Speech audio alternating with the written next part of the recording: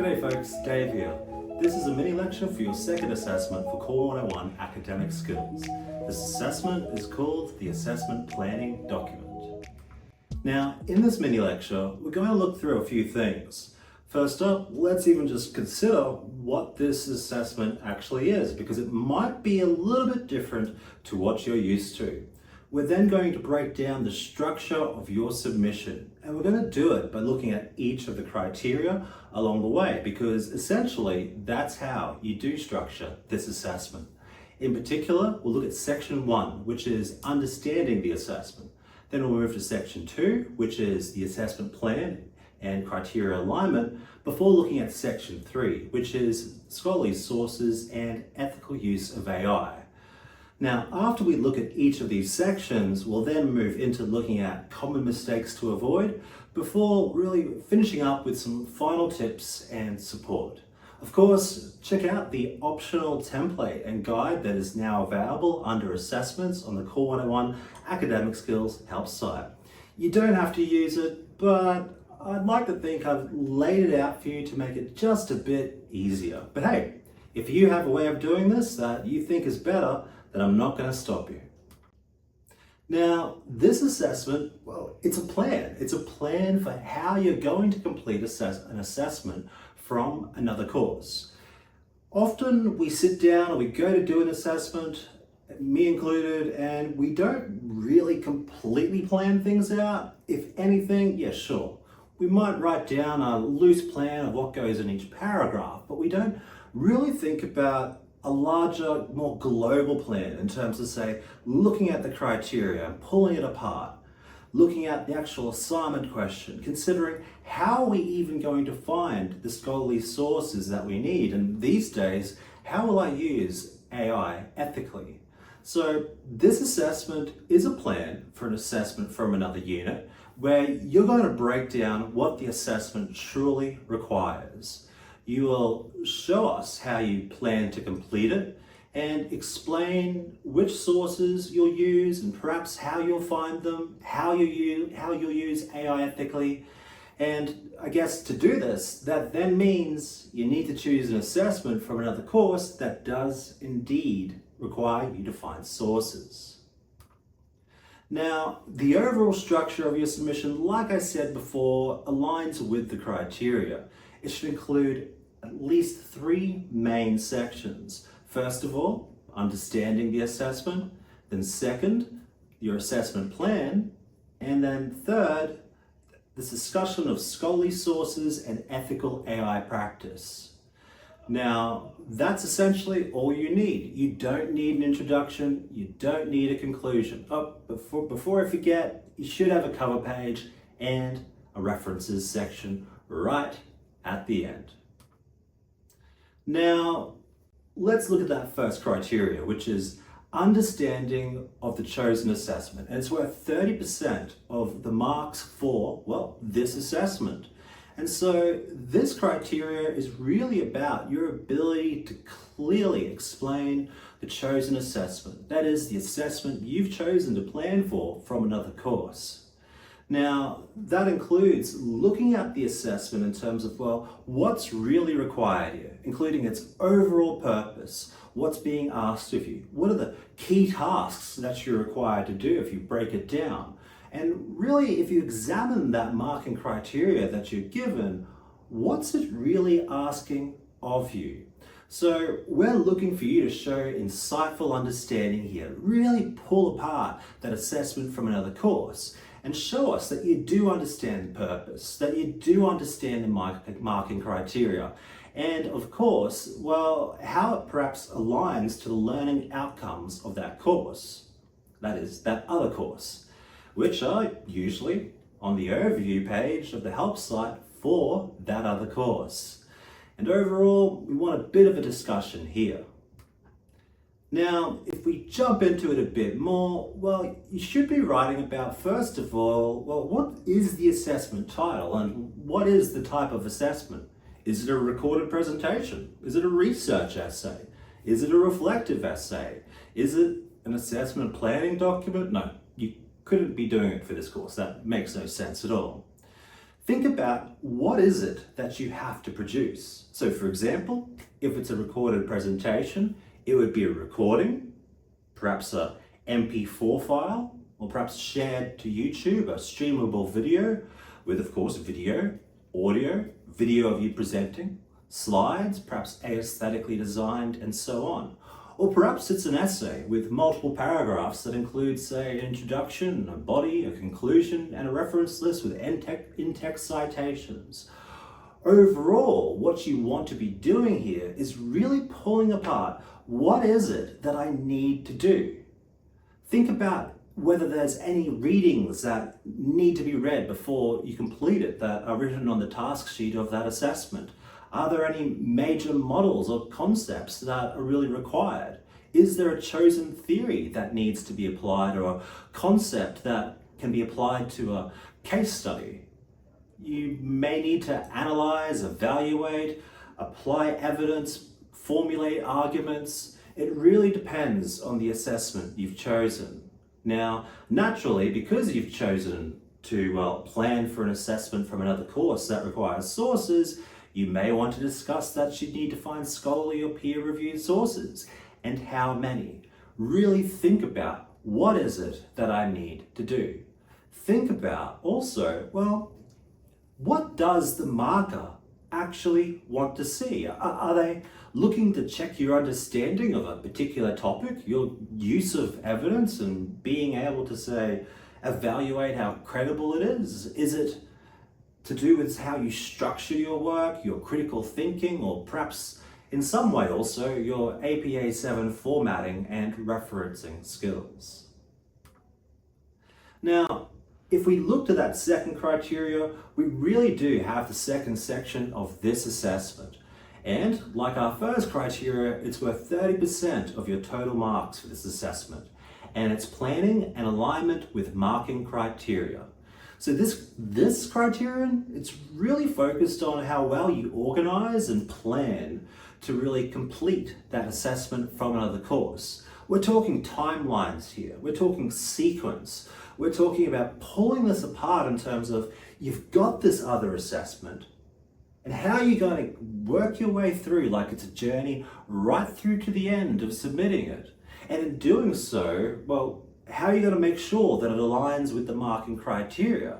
So here, we're looking for you to not only be comprehensive, but to be logical, to be well sequenced, to align to the marking criteria, to outline clear stages through timelines, and with methods that show some foresight and actual intention and purpose in the completion of that assessment.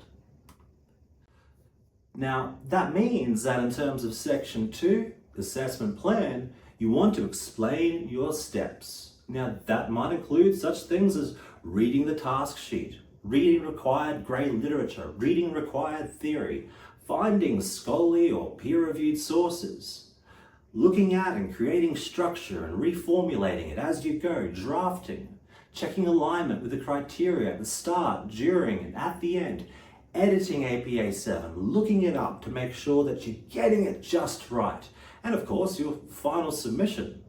Now, I highly encourage you to include a timeline, because that'll help you show, well, how you're sequencing this and how you're being logical in the sequence of getting that other assignment completed. Now, you might find that when you first go to do this, you think you have it down, that you've got all these stages lined up. But, we often get going, we're working through our assessment and we go, wait a second, this plan I've got, it just ain't it. And so we've got to change it along the way. And perhaps that's something you want to include in your steps. Because that first timeline you write out, well, it may not be perfect. Is there even such a thing as perfect? I don't know. Well, actually, there's not. Now, that's section 1 and 2, and in turn, criterion 1 and 2. Let's look at criterion 3, the use of sources and ethical AI practice. So it's here with this criterion where we're really looking for you to discuss how you will effectively identify credible sources, Hence why you need to choose an assessment that requires you to find sources. It's not just about finding them though. How will you know that they're credible? What tells you that they're credible? So this might include referencing other literature that tells you, well, this is what a credible source looks like. Now, this also includes this criteria, how you would ethically use AI. And there's a lot of literature out there on ethics and the use of AI, in particular higher education settings. So that could be ChatGPT, that could be Claude, it could be Gemini, but hopefully not Grok. So, criterion 3 is essentially section 3. What you want to do, I guess, is what I just said. Explain. What type of sources will you identify and find and use? Is it grade literature?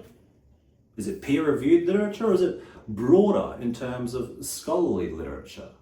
How are you going to find this stuff? Is it just through typing it in Google, which is probably not the best answer, but it could be part of a really great answer, because you might be using the library databases such as EBSCO or ProQuest. You might be using Google Scholar as well, perhaps ChatGPT. Overall, we want to know how you're going to find your sources in a way that's methodical. Now, you might want to talk about skills and supports. Perhaps in evaluating these sources, you go along to Coach Connect, or you reach out to the academic coaches, whatever it is. Perhaps in terms of having supports to work through your scholarly sources and to work through your assessment in general, you might be using the Pomodoro technique or other time management strategies. Perhaps it's a calendar in terms of booking everything in to ensure that you get this thing done in time in a way that works through those stages. We want you to tell us how you're going to do it. It's really important here for you to show that you can identify credible scholarly sources and that you know how to use AI credibly, which isn't getting AI to write the assessment for you. And by the way, it doesn't really write good assessments anyway. Now, you might want to use AI to clarify instructions, to find greater nuance in your writing, to pick up in your errors, to make your work more grammatical. But I do recommend you take out the dashes. No, actually, in fact, you shouldn't be copying and pasting anything in there in the first place. Nonetheless, how will you use AI ethically? It's worth thinking about for this assessment, for the assessment you're planning for, and for the work that you'll complete in the future. Now, of course, there are common mistakes to avoid. Writing under the wrong headings, perhaps from the template. I think what's of greater risk here is basically just repeating what's on the criteria or task instructions of that other assessment, because we don't want you to just repeat it, or just to summarize it. We want you to pull it apart. If it says evaluate, well, what does evaluate mean? If it says to analyze a case study, what does it mean to analyze something? If it says that professional writing and formatting is required, well, what does that even mean? Does it mean writing it with a quill or with ink and making it all cursive? It's about, once again, pulling the assessment apart as much as possible. Now, don't forget to remove from the template the additional numbers, the underlines, and of course the highlights. The instructions are on there, so make sure you do follow them. Of course, one of the important things is don't list Google or Wikipedia as a source, and you don't need to reference any lecture slides. In fact, pro tip, your lecture slides for any course aren't scholarly sources. So, professional writing, formatting, and referencing. First of all, have a look online at the help site for CORE101 under assessments, and right down the bottom you'll find an annotated APA 7 formatted essay. It shows you how to format an essay according to APA 7. It is a bit dense, but it's an incredibly useful resource that I highly recommend you use now for this assessment and basically all your assessments. But other than that, make sure your work is easy to read. Keep it simple, keep it direct, get straight to the point. Try to avoid flourishing writing that probably belongs more in a fantasy novel than, say, an assessment planning document. Now, one of the things you should consider doing is getting someone else to read your work. Because if a sentence doesn't make sense on first read, that's a sign that something needs to be edited. Perhaps it's grammar, perhaps it's perhaps it's spelling, perhaps it's flow. How ironic that flow now comes up. You want your ideas to be well organized in a logical order, that you've used APA 7 correctly in terms of not only formatting, but in-text citations and referencing. And again, that annotated essay under assessments, additional resources will certainly be helpful here. Overall, you want things to look neat and professional. And so that means no pink, because every trimester someone hands stuff in with pink and stars. I love creativity. I like the color pink, but don't use pink. Black and white, please. So, final tips and support. Use the template, which is also a guide, or use parts of it. Use it as inspiration, or throw it out the window and do it your way. I don't mind. Do it the way that you think best works. Remember to keep your writing clear and simple. Keep looking at the rubric. Look before, as you work, and after like a checklist. Use Coach Connect and the resources that we have. Get in, ask questions now, and ask questions along the way. Book in a consult by emailing me at core101@aipc.net.au, and we'll chat for about 10 to 15 minutes. I'm more than happy to help you.